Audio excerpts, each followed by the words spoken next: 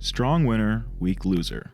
Fly swatting. If we know the strong character is going to win, how do we keep a fight interesting? I think fly swatting is probably the most common type of fight scene. Writers love having strong characters, and what better way to show off a character's strength than by having them make light work of weaker characters. Unfortunately, I see some common issues in these types of fight scenes that make them feel unbelievable, unnatural, and sometimes just plain boring.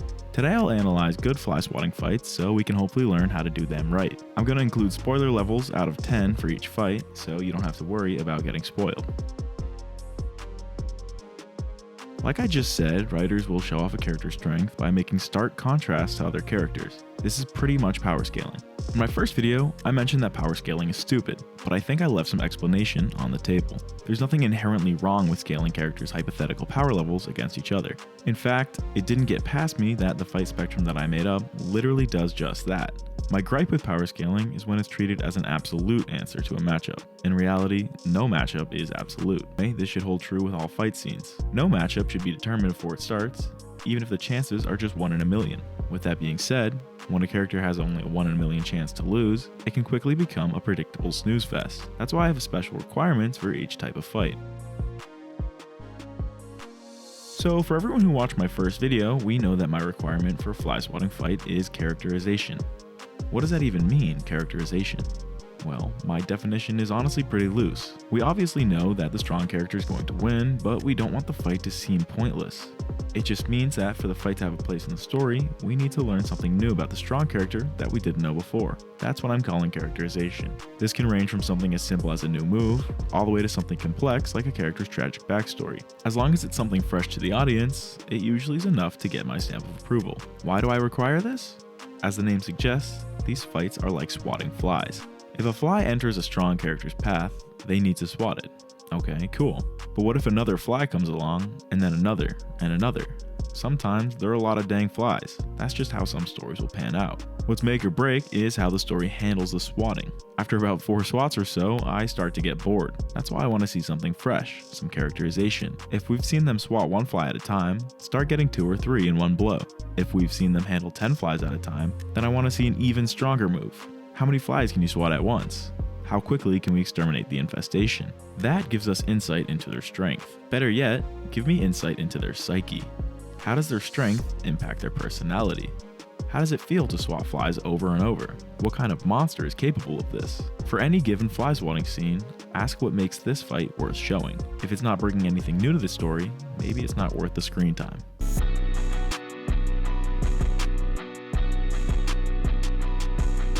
If you haven't heard, Satoru Gojo is strong. The type of strong that contextualizes the entire JJK universe. The type of strong that a lazy writer likes to say their character is, without really giving explanation as to how or why. Where I think JJK excels is showing exactly how Gojo's strength impacts him, as well as how it works, and they use fight scenes to do so. The fight kicks off and Jogo is wasting no time, which in general is great to see in a fight. I said in the first video that fights are best when they're punctual. I also said I hate when strong characters are playing with their food.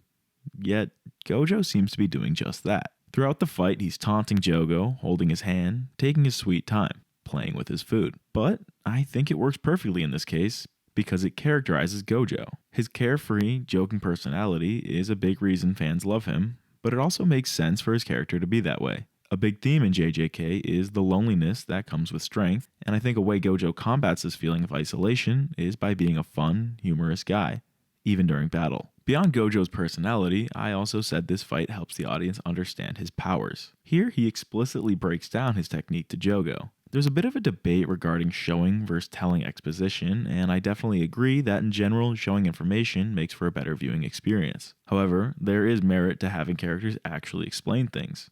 I think as long as it's reasonable for the character to actually explain something in a certain circumstance, rather than forcing it for the audience's sake, then I'm okay with verbal exposition. And Gojo is a talkative guy. So now we know how Gojo is effectively immortal, but the fight isn't done bringing fresh concepts to the audience. Jogo uses a domain expansion, which we haven't seen before. It's a staple in JJK combat, only reserved for the strongest of characters. Gojo, who I forgot to mention grabbed Yuji mid-fight to serve as a teaching moment, casually counters with his own domain and swiftly decapitates Jogo now that there's no fun left to be had. So, in recap, what did this fight tell the audience that we didn't know prior? Gojo is effectively immortal. You can't touch him unless he deliberately turns off his technique. He can also share this infinity with other people. He can even shoot these red bombs called reversal. Gojo is a clown. Nothing is a threat to him, so basically everything's a joke to him. Domain expansions are the pinnacle of sorcery. Only the strongest characters can use them. They enable all attacks to hit, and two domains fight like a tug of war, and the stronger one prevails.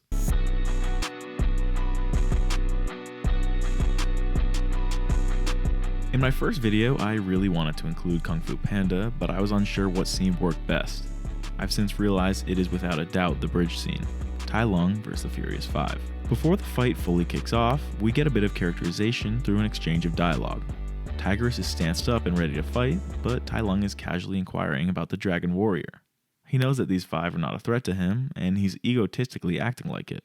As we go on to learn, ego and self-acceptance make up the biggest theme of the movie. Once the fighting starts, Tigress honestly does a fair job of holding her own against him, but it's not long until he has her debilitated, and Viper needs to sub in to save Tigress's life. Viper lasts about 5 seconds until Monkey needs to come to the rescue. Now we see all 5 members of the Furious 5 working in a beautifully synchronized attack, perfectly using each other's strengths and their environment to their advantage. Mantis jolts the entire bridge by himself, then Monkey uses his speed to be the first one there to strike Tai Lung before he's set.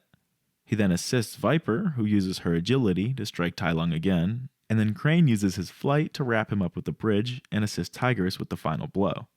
The Furious 5 just showcased a near perfect David vs Goliath fight, but this is a fly swatting video.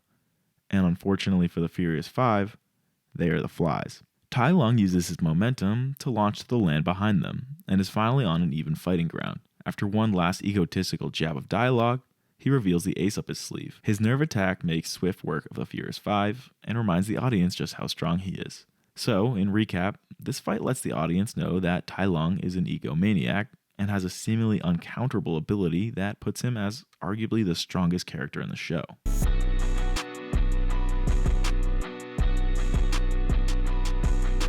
The thing about fly swatting is that it only occurs when the power dynamics of a fight are heavily tilted toward one side.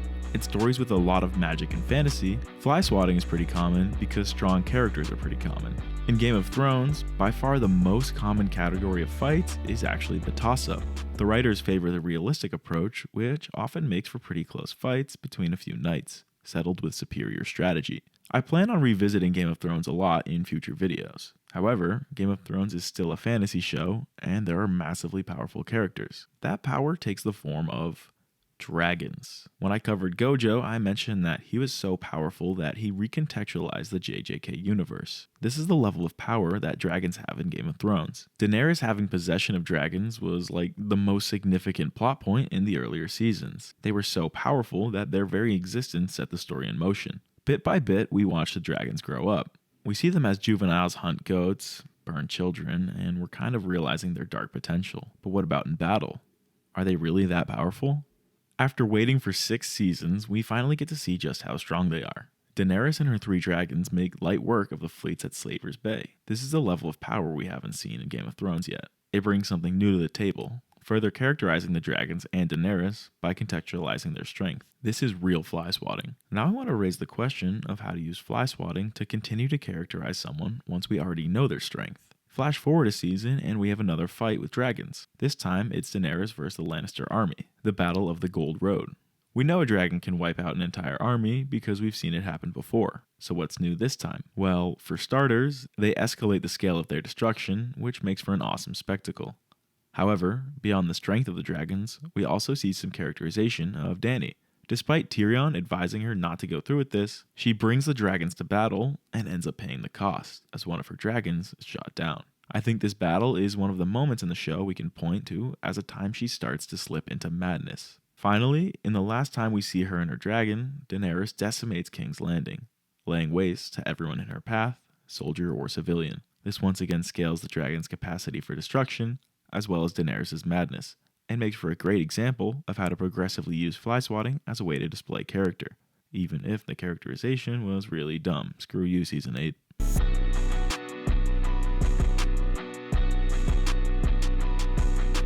The hall fight in Oldboy is definitely a classic fight scene. As iconic as it is, however, I'm not sure how much I like it. While I was trying to classify it, I was having a hard time deciding where it fell. Remember, the fight spectrum is used retroactively to analyze a fight after it happened. First we ask who wins, then we generalize how strong each party is, and then that tells us where the fight falls on the spectrum. So first, we know that Dae-Su, our protagonist, wins the fight. Next, let's analyze the strength of the two parties. Individually, each member of the party he's fighting is very weak. The party as a whole, however, is about equal in strength to Dae-Su, which would mean this fight is a toss-up. But they don't really fight as a whole unit. They do something that is a telltale sign of fly swatting fights, specifically bad ones. Before the fight begins, Dae-Su asks his opponents if anyone has AB blood type because his previous opponent is bleeding out. Some pretty good characterization right there. We see that he's a good guy, not really looking to kill any of them. Once the fight begins, he easily takes out each individual person that fights him. Classic fly swatting, the one thug at a time strategy that we see so often in, I'm just gonna say it, bad fights. These fights annoy me because it ruins the illusion and you feel like you're watching actors, not real characters. About 30 seconds into the fight, however, the group actually works as a team and surrounds him, which is about the way we'd expect this fight to go. I can definitely appreciate this realistic turn of events. Then, with him down on the ground, they stop because they think they killed him. However, the fight is not over. My problem with this fight is not that they didn't finish him off here. It's important to recognize that maybe they have some sympathy for him because he spared their friend at the beginning, or maybe they're just a bunch of underpaid novice thugs who have never really killed anyone. I don't have any problem buying the idea that they wouldn't finish him off right there. Regardless, with a knife in his back, he jolts back up and proceeds to take them out one by one. I guess my main gripe with this fight is that it's more of a display of incompetent opponents than it is Dae-Su's abilities. That's not to say he doesn't put on an impressive choreography of moves. If you like this fight, I can totally respect that. Ultimately, this fight's not really that bad, and it makes for a good example of both Dae-Su's toughness and, strangely enough, his kindness. I'm curious if you can think of any other examples of fly swatting where they do that stupid one thug at a time strategy, and if you think it ruins the fight or if they handle it well. I've got another example of that right here. Before we get to the next fight, I just want to take a moment to pause and thank you all for watching this video. This channel is about 2 months old now, and I've just had so much fun making these videos and seeing all the support that you guys have to share. If you want to continue to support, a simple like and subscribe is all I'm asking for. Anyways, let's keep going.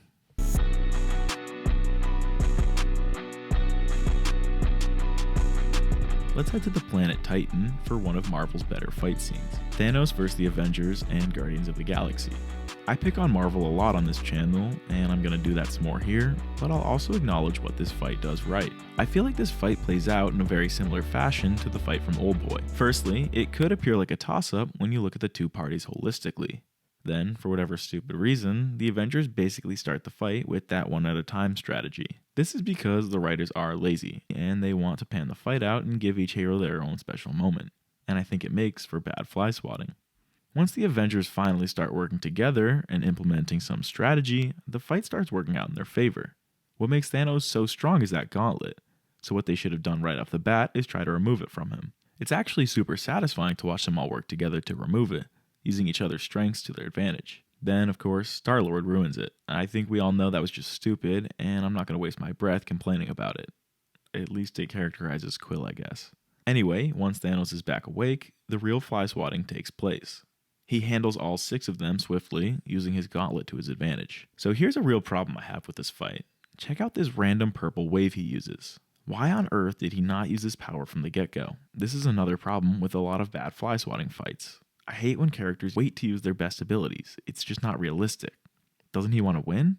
I get that I'm being very critical, but I'm a firm believer that realism greatly enhances storytelling, and conversely, unrealistic moments ruin stories. Sure, if Thanos immediately wiped out all 6 of them with some magic gauntlet move, it would not be entertaining. However, I think they could have done a better job recognizing that his natural, realistic reaction would be to finish them off as fast as possible. With this being said, I think the writers could have better emphasized a surprise attack where all the heroes work together to get the gauntlet off from the get-go, rather than wasting time with those 1v1 moments. Speaking of 1v1 moments, let's just move on to the final bit of this fight. Finally, with everyone else taken care of, we see Iron Man vs Thanos. This is probably my favorite part of the entire fight, some true power discrepancy put on full display. At the start, I think Thanos actually tries to use that purple wave of immobility, but Iron Man actually blocks it with his suit shield. Iron Man puts on a beautiful combo of moves that use full advantage of his suit, yet all it draws is a single drop of blood. Even when he dedicates his entire suit's power to this yellow laser beam, it's not enough to halter Thanos. That is power. But at this point, we know Thanos is strong. So what does this last fight do that's new? When Thanos delivers the finishing blow, he commends Tony. This shows that he's a nuanced, almost respectable villain that is not doing things out of pure evil. He even spares him when Strange offers the Time Stone, even though Thanos could have easily won if he just took the stone and then finished them off. But he's all about trade-offs, so I guess it would make sense that he would respect the deal. Overall, this fight had a ton of problems, but it also had some pretty good moments, and I'm curious what your thoughts are on it.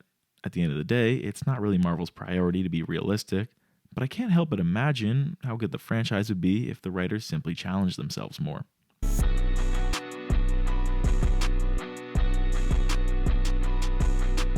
I want to conclude this video with the Fly Swatting to end all Fly Swatting. It had to be One Punch Man. If you haven't watched this show, I still think it's worth staying tuned for this section because I'm going to talk about some core concepts of Fly Swatting. As far as I'm concerned, the entire point of One Punch Man is to mock anime fans and the power scaling community. It's meant to get the last laugh in those conversations of constantly one-upping each other's favorite character. No matter how strong his opponent is, One Punch Man, aka Saitama, will always win. That's his whole shtick. Of course, this means that the writer runs into the challenge of keeping things interesting because the fights virtually have no stakes. And while I'm not the biggest fan of this show, it undoubtedly has a lot of fans. So why do they keep coming back if every fight is decided before it starts? If you've been watching this video, you know that it's the characterization.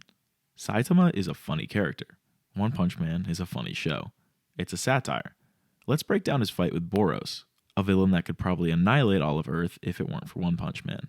Having a character as strong as Boros would almost always mean the fight would be a World Cup, but with the presence of Saitama, it's a fly swatting fight that's not even close. In a visually pleasing fight, Boros flashes all of his abilities, his strength, and spectacular moves, but all it does is dirty up Saitama a little, who in a very anti-anime fashion shuts up Boros mid-monologue. I particularly like this scene where we see Saitama get flown into the ground just for us to find out he's actually on the moon. What other show do we get a character using consecutive normal punches? It's such a comically mundane name, and yet the move absolutely destroys Boros. Finally, Boros is about to use his last gambit move, which you don't really get to see because Saitama also decides to use his last gambit, which is felt across the world. Boros puts it best. This wasn't even a fight. One Punch Man was holding back the entire time, which reveals that maybe he's just bored with all his strength. I haven't read the manga, and to be truthful, I haven't watched the show in quite some time, but I believe that besides the comedic side, this is the characterization that One Punch Man wants to explore. Similar to Gojo and JJK, they use Fly Swatting to talk about how it's lonely at the top. So that's Fly Swatting. I think I've said everything I have to say about it, but I'm sure I missed out on some iconic fights.